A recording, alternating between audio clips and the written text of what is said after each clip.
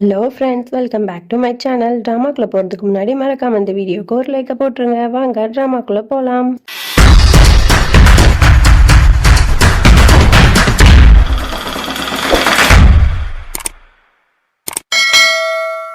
Starting சீன்ல நம்ம தியாவை தான் காட்டுறாங்க. அவ வந்து உயிருக்கு போராடிட்டு இருக்க நிலைமையில இருக்கா. அப்புறம் ரதன் சிங் வந்து வெளியே இருந்து அவளை பார்த்துட்டு ரொம்ப அழுதுட்டு இருக்கான். அப்ப அவன் மனசுக்குள்ளேயே யோசிக்கிறான், தியா நீ எப்படியாவது வந்துரு, நான் உன்கிட்ட நிறைய மன்னிப்பு கேட்கணும், தயவு செஞ்சு நீ எப்படியாவது பொழைச்சு வந்துடணும் தியா அப்படிங்கிற மாதிரி அவன் மனசுக்குள்ள நினைக்கிறான். அப்ப தியா வந்து அவகிட்ட பேசுற மாதிரி காட்டுறாங்க. அவன் மனசுக்குள்ளேயே வந்து தியா வந்து அவங்கிட்ட பேசுற மாதிரி காட்டுறாங்க.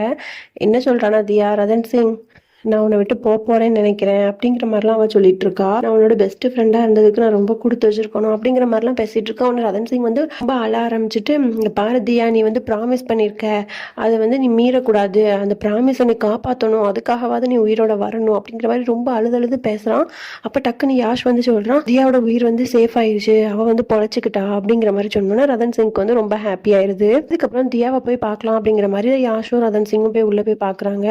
உடனே ரதன் சிங் வந்து தியா கிட்ட மன்னிப்புலாம் கேட்டு என்ன மன்னிச்சிட்டு தியா அப்படிங்கிற மாதிரி ரொம்ப சென்டிமெண்டலா பேசிட்டு இருக்கான். உடனே தியாவும் வந்து ஹாப்பி ஆயிடுறா, ரதன் சிங் வந்து நம்மளை புரிஞ்சுக்கிட்டான் அப்படிங்கிற மாதிரி.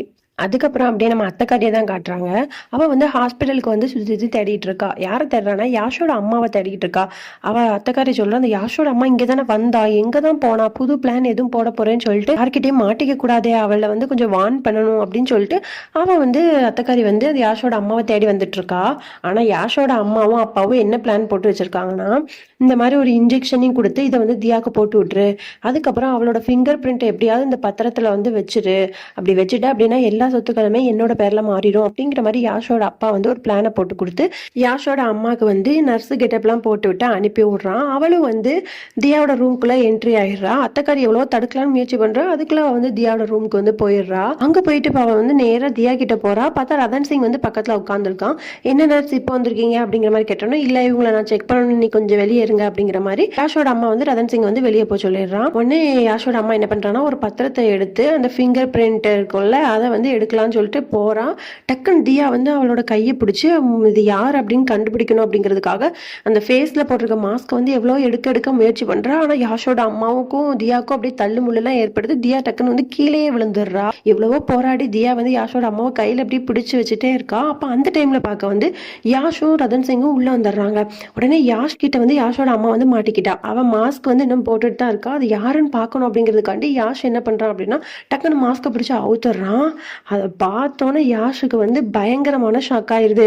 அங்க நிக்கிறது வந்து அவனோட அம்மா அப்படிங்கிறது தெரிஞ்சோடனே அவனுக்கு வந்து பயங்கரமான ஷாக் ஆயிருது. அதுக்கப்புறம் நீங்களா இப்படி பண்ணீங்க அப்படிங்கிற மாதிரி அவன் கேட்க வரான். உடனே யாஷோட அம்மா வந்து, நீ எங்களை தப்பா நினைக்காதப்பா, நாங்க 2 பேரும் உனக்காக தான் பண்ணோம், நீ எங்களை எதுவும் தப்பா நினைக்காத, நான் அம்மா வந்து உன் மேல ரொம்ப பாசம் வச்சிருக்கேன் அப்படிங்கிற மாதிரிலாம் சொல்லிட்டு இருக்கா. உடனே டக்குன்னு யாஷ் சொல்றான், இன்னொருத்தவன்னு சொல்றீங்களே அது யாரு அப்படிங்கிற மாதிரி யாஷ் கோவமா கேட்கறான். உடனே வந்து யாஷோட அம்மா சொல்றா, நானும் உங்க அப்பாவும் தான் அப்படிங்கிற மாதிரி சொன்னோன்னா அவனுக்கு வந்து இன்னுமே மனசு வந்து உடஞ்சு போயிருது. இப்ப நீங்க 2 பேரும் சேர்ந்து என்னை இத்தனை வருஷமா ஏமாத்திருக்கீங்களா அப்படிங்கிற மாதிரிலாம் அழ ஆரம்பிச்சிடலாம். உடனே வந்து ரதன் சிங் வந்துட்டு, எதுக்காக ஆன்ட்டி இப்படி பண்ணீங்க அப்படிங்கிற மாதிரி யாஷோட அம்மா கிட்ட வந்து கேட்டுட்டு இருக்கான். உடனே யாஷோட அம்மா பயங்கரமான கோவத்தோட, ஆமா உன்னாலதான் எல்லா பிரச்சனையுமே, உங்க அப்பா நீ பிறந்ததுக்கு அப்புறம் எல்லா சொத்துக்களையுமே வந்து உன் பேர்ல எழுதி வச்சுட்டாரு, அப்ப என் ஹஸ்பண்டை பார்த்தா உங்க அப்பாக்கு எப்படி இருக்கு, அவ பேர்ல தானே எல்லாத்தையும் எழுதி வச்சிருக்கணும், அவர் இந்த வீட்டுக்காக எவ்வளவு உழைச்சிருக்காருன்னு தெரியுமா அப்படின்னு சொல்லிட்டு ரொம்ப கோவமா பேச ஆரம்பிக்கிறான். உடனே ரதன் சிங் சொல்றான், ஒரு சொத்துக்காக எங்க அப்பாவையும் அம்மாவையும் நீங்க தான் கொன்னதா அப்படின்னு சொல்லிட்டு அவனும் ஒரு மாதிரி எமோஷனல் ஆகிடுறான். உடனே யாஷ் வந்து அவங்க அம்மா கிட்ட பயங்கரமா கத்துறான், உங்களை மாதிரி ஒரு பொண்ணை அந்த லைஃப்ல பார்த்ததே இல்லை, இப்படி ஒரு நம்பிக்கை துரோகத்தை எனக்கு பண்ணிட்டீங்களே,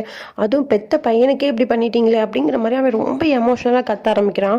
உடனே யாஷோட அம்மா சொல்றா, இல்லப்பா எல்லாமே நான் உனக்காக தான் பண்ணேன், நீ அம்மாவை புரிஞ்சுக்கோ, நீ இல்லைன்னா அம்மா செத்துருவேன் அப்படி இப்படின்னு சொல்லிட்டு ரொம்ப அழுதுட்டு இருக்கா. உடனே யாஷ் சொல்றான், இப்படி உங்களுக்கு கையாலெல்லாம் அடிபட்டிருக்குன்னா என்கிட்ட போய் சொல்லியிருக்கீங்களே, அதையும் நான் இத்தனை வருஷமா நம்பியிருக்கேனே, பாத்தீங்களா நான் எவ்வளவு முட்டாளா இருந்திருக்கேன் அப்படின்னு சொல்லிட்டு அவன் ரொம்ப அழ ஆரம்பிச்சிடறான். அப்புறம் உடனே யாஷ் அழுதுகிட்டே போயிட்டு தியா கிட்டே ரதன் சிங்கிட்டே சொல்றான், இவங்க 2 பேரும் பண்ண எதுவுமே எனக்கு தெரியாது, உண்மையாவே எனக்கும் இதுக்கு எந்த சம்மந்தமுமே கிடையாது, இவங்க 2 பேரும் பண்ண தப்புல என்னை நீங்க எதுவும் தப்பா நினைச்சுக்காதீங்க, நானும் இவங்களுக்கு உடந்தன்னு எதுவும் நினைச்சுக்காதீங்க அப்படிங்கிற மாதிரி ரொம்ப அழுதுட்டு இருக்கான். அதுக்கப்புறம் யாஷ் சொல்றான், இவங்க என் அம்மாவும் கிடையாது, அவர் என் அப்பாவும் கிடையாது அப்படிங்கிற மாதிரி சொல்லிட்டு ரொம்ப எங்க அழ ஆரம்பிச்சிடறான். உடனே ரதன் சிங்கும் தியாவும் யாஷ்க்கு வந்து நல்லா ஆறுதல் சொல்லி, உன் மேல எங்களுக்கு எப்பவுமே நம்பிக்கை இருக்கு யாஷ், யாஷ், நீ கவலைப்படாத அப்படிங்கிற மாதிரி சொல்றாங்க. அதுக்கப்புறம் யாஷ் என்ன பண்றான்னா போலீஸை வர சொல்லி அவங்க அம்மாவை அரெஸ்ட் பண்ணி கூட்டிட்டு போய் சொல்லிடுறான். இப்படி நடந்த எல்லாத்தையுமே வந்து அத்தைக்காரி வெளியே இருந்து பார்த்துட்டு தான் இருக்கா. அதுக்கப்புறம் யாஷோட அம்மா வந்து அரெஸ்ட் பண்ணி கூட்டிட்டு போறாங்களா, ரதன் சிங் பின்னாடியே போறான். உடனே யாஷோட அம்மா ரதன் சிங்கை கூப்பிட்டு பேசுறாங்க. இந்த மாதிரி நானும் அவரும் தான் தப்பு பண்ணிட்டோம், ஆனா என் பையன் வந்து அந்த மாதிரி கிடையாது, அவன் ரொம்ப வந்து நல்ல மனசுக்காரன், அவன் எப்பவுமே உன் மேல வந்து முழு பாசம் வச்சிருக்கான், அவனை வந்து நீ கைவிட்டுறாத அப்படிங்கிற மாதிரி சொல்றா.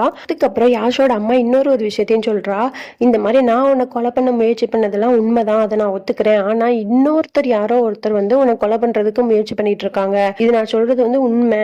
அந்த மாதிரி ஒரு லிக்யூட வந்து நான் வந்து ஒரு தேங்காய்க்குள்ளதான் இன்ஜெக்ட் பண்ணி தியாவை கொள்ளணும்னு தான் நினைச்சேன், ஆனா அந்த லிக்யூட யாரோ ஓன் ட்ரெஸ்ல வந்து இது பண்ணிருக்காங்க, அது நான் பண்ணவே இல்லை, நீ அது யாருன்னு சொல்லி சீக்கிரம் கண்டுபிடிச்சுக்கோ அப்படிங்கிற மாதிரி சொல்லிட்டு அவன் வந்து அந்த இடத்த விட்டு போயிடுறான். உடனே ரதன் சிங்க்கு வந்து ரொம்ப கன்ஃபியூஸ் ஆகுது, இன்னொரு எனிமி இன்னும் வீட்டுக்குள்ளதான் இருக்காங்களா அப்படிங்கிற மாதிரி அவன் வந்து ரொம்ப குழம்பி போயிருக்கான். அதுக்கப்புறம் அப்படியே குடும்பத்துல உள்ளவங்க தான் காட்டுறாங்க. எல்லாருமே பயங்கரமான ஷாக்ல இருக்காங்க. நடந்தது எல்லா விஷயமும் தெரிஞ்சுக்கிட்டு இப்ப எல்லாருமே தியா மேல வந்து ஒரு சாஃப்ட் கார்னர் வந்துருது. அப்ப தியா இத்தனை வருஷமா சொன்னது உண்மைதான், நம்ம தான் அவளை தப்பா நினைச்சிட்டோம் அப்படிங்கிற மாதிரி குடும்பத்துல இருக்க எல்லாருமே வந்து ரியலைஸ் பண்றாங்க. அப்போ கரெக்டா வந்து அந்த இடத்துக்கு வந்து தியா, யாஷ், ரதன் சிங் எல்லாருமே வந்துடுறாங்க. அப்போ உடனே அத்தைக்காரி வந்து ஆரத்தி எடுத்து பூலாம் தூவி வந்து தியாவை வந்து வரவேற்கிறாங்க. எல்லாருமே தியா கிட்ட வந்து மன்னிப்பும் கேட்கறாங்க.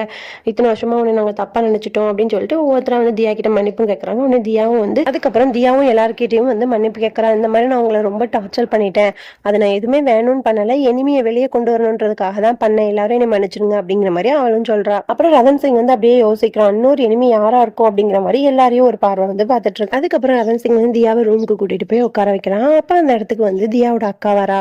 அவ வந்து ஒரு டம்ளர்ல வந்து பால்லாம் எடுத்துட்டு வரா. வந்துட்டு தியா என்ன மன்னிச்சிடு, நான் வந்து ஒன்னு புரிஞ்சுக்காம இத்தனை நாள் வந்து இப்படி பண்ணிட்டேன், என்ன மன்னிச்சிடு அப்படின்னு சொல்லிட்டு ரெண்டு பேரும் அப்படியே சந்தோஷமா வந்து ஆக்ட் பண்ணிக்கிறாங்க.